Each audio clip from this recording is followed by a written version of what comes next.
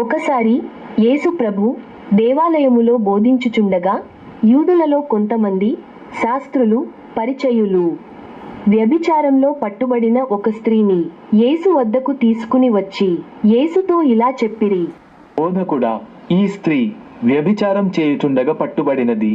మేము నీ వద్దకు ఈ స్త్రీని తీసుకుని వచ్చితిమి.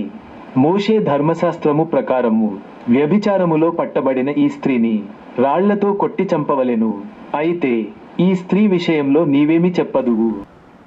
అయితే మీలో ఇప్పటి వరకు పాపం చేయని వారు మొట్టమొదట ఆమెపై రాయి విసరండి. మనమందరమును పాపము చేసిన వారమే, కాబట్టి ఇక్కడ నుండి మనమందరం వెళ్ళిపోదుము రండి.